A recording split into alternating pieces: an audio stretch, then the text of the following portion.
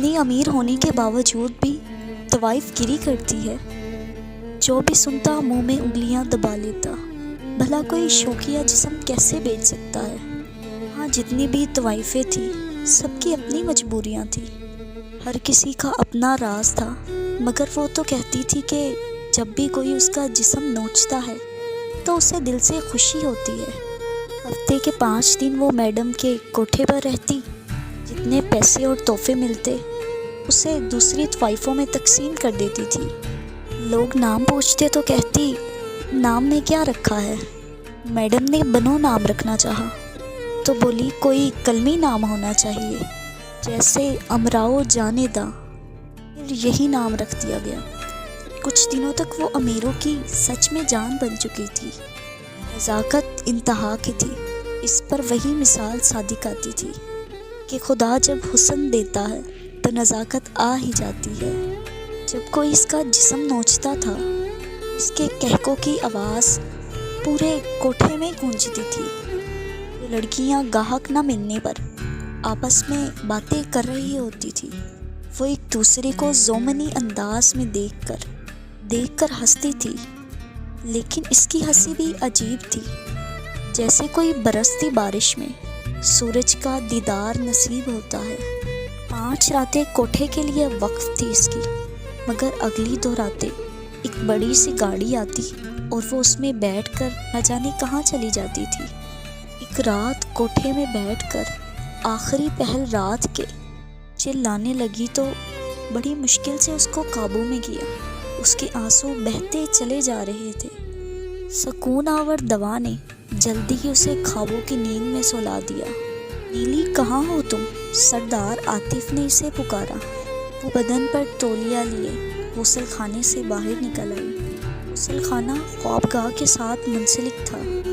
دونوں کی شادی کو 4 سال گزر چکے تھے، مگر عاطف اسے آج بھی پہلی رات کی طرح چاہتا تھا۔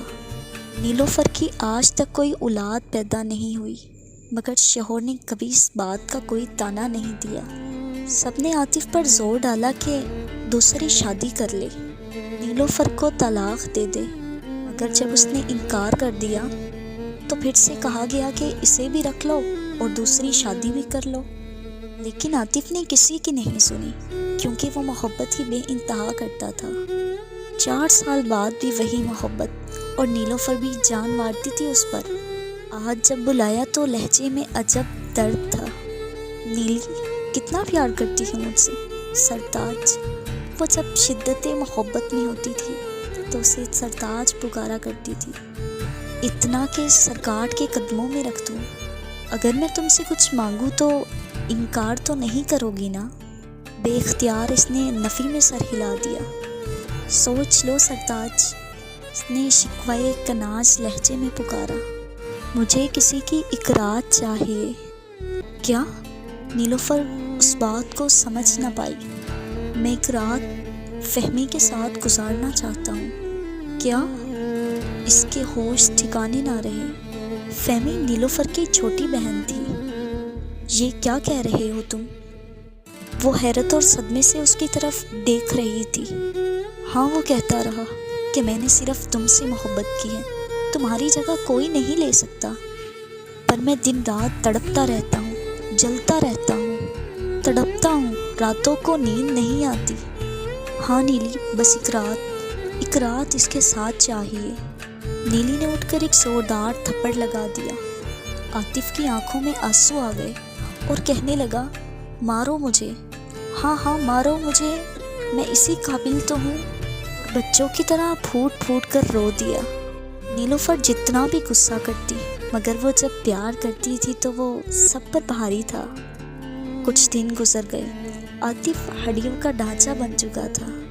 نیلوفر سے اس کی حالت دیکھی نہ جاتی۔ ایک دن عاطف لوٹا تو اس نے کچھ فائلیں اس کی گود میں ڈالی اور پلٹ کر چلا گیا۔ اس نے اس خط کو کھولا تو پتہ چلا کہ اس نے اپنا گھر، اپنی زمینیں اور گاڑی، حتیٰ کہ فیکٹری بھی اس کے نام کر ڈالی۔ اور مانگا کیا؟ بس ایک رات ہی تو مانگی تھی۔ کچھ عرصہ گزر گیا، پتہ چلا کہ سب سے بڑی خوشی مل گئی۔ پتہ چلا کہ نیلوفر ماں بننے والی ہے۔ اور پھر 5-6 ماہ اور گزر گئے۔ عاطف ویسے ہی ہڈیوں کا ڈھانچہ بنتا جا رہا تھا، مگر وہ نیلوفر کا خیال حد سے زیادہ رکھتا تھا۔ اس کے باوجود اس کے چہرے پہ مسکان نہ تھی۔ پھر ایک دن عاطف نے کہا کہ نیلی، فہمی کو گھر بلا لو، وہ تمہارا خیال رکھے گی۔ نیلوفر کچھ نہ سمجھتے ہوئے بھی بہت کچھ سمجھ گئی، لیکن کبھی کبھی کچھ رشتے بچانے کے لیے کچھ رشتوں کو قربان کرنا ہی پڑتا ہے۔ نیلوفر نے فہمی کو گھر بلا لیا اور کہا کہ میرا خیال رکھنا ہے۔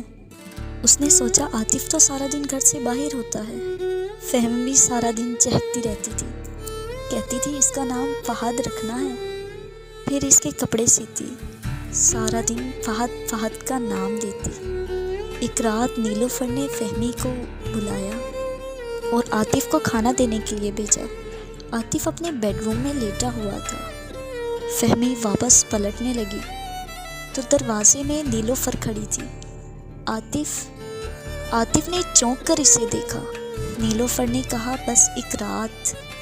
فہمی کچھ نہ سمجھتے ہوئے بولی، باجی یہ ایک رات کیا ہے، یہ کون سی رات ہے؟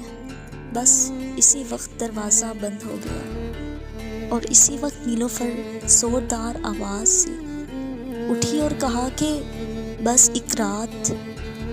ارد گرد کی طوائف اس کے پاس جمع ہو گئی اور وہ مسکراتے ہوئے بولی، ہاں بس ایک رات ہی تو مانگی ہے، پھر وہ کیا چاہے، تمہاری محبت تمہیں دے دے، یا پھر کوئی اور آنے والا، یا پھر کوئی روز آنے والا۔